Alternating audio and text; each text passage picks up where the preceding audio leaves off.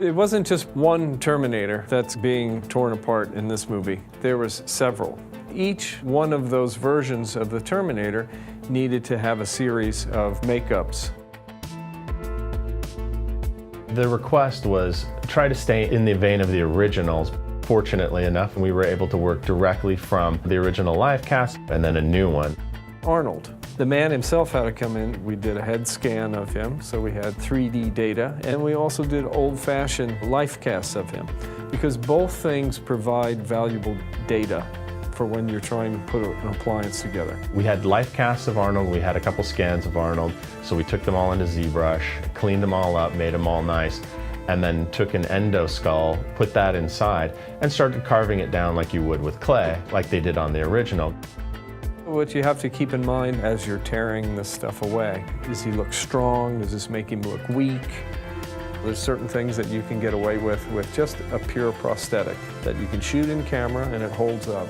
If you're taking a whole chunk of a cheek or something away, in the old days you couldn't take away, obviously, from a face, so you would build it up and it would only work from certain angles.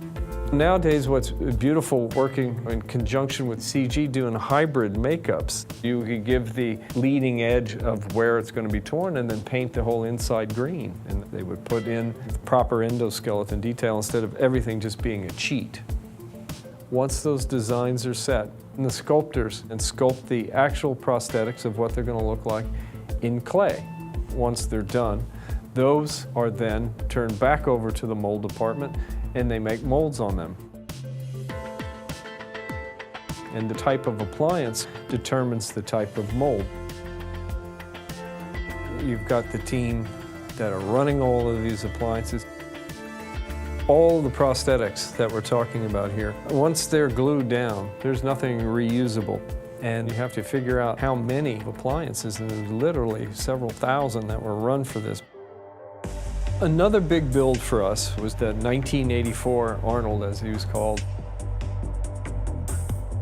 They're toting the corpse of this thing around in the back of this armored car. Part of his face has been sheared off and he's been shot. It made sense to make a prosthetic dummy of this.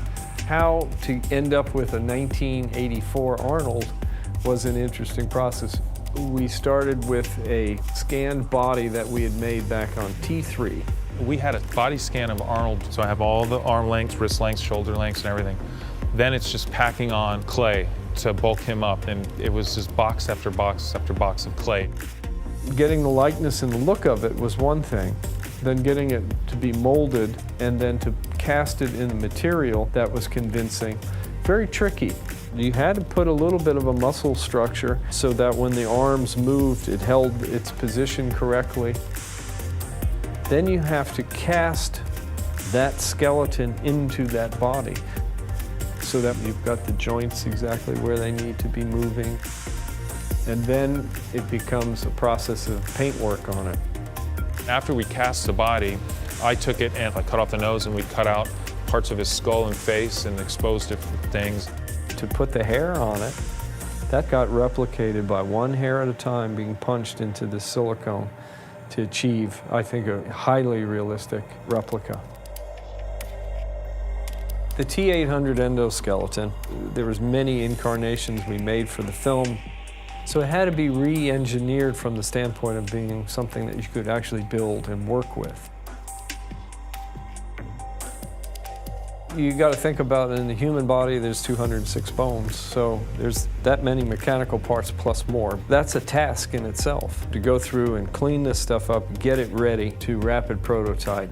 In the T800, there's an extreme amount of high-resolution detail parts. We use our PolyJet machines. They print at 16 micron, so everything that the artist puts their blood, sweat, and tears into on that screen is going to come through in the print. Once those parts are grown, they need to get cleaned up. Our model shop department gets every part back and inspects it, takes it up to a spit polish shine, and then it goes to mold. After all of our experience doing robots and Iron Men and all these things, we work out different lighter weight materials, urethanes, different durometers, types of materials that we have figured out how to make look like metal. Real chrome is really hard to photograph. Our painted solution looks like real metal in camera, but it's a little faster. We have control of it in the shop as opposed to sending it out. It has little accents of gray throughout the body, which adds a little bit more color and separation of pieces. Always cool to work on an iconic character and still hold true to the original one as well. Once they come back from the paint department, then we have to go through and start building it around the armature that the mechanics have made. The guys are very meticulous in putting all of these hundreds of parts of a Terminator back together again. Nearly all the time when you see the endoskeleton, it's CG. When they're used practically is when people are handling them. They basically are highly detailed props, doubling as CG reference. Genisys really paid homage to the things that Jim had created and what Stan and all of us did. It really feels connected to those, and I'm really glad to have been a part of that.